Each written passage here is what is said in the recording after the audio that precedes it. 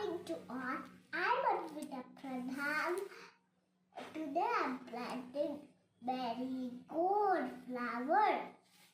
Let's put some seed.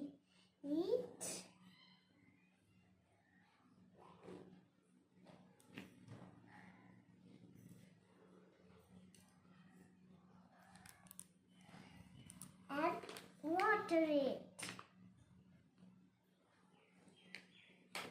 And now we'll keep it for the sun for the few days. And we will water it. Start. After few days, I see a root and a stem and a leaf coming out.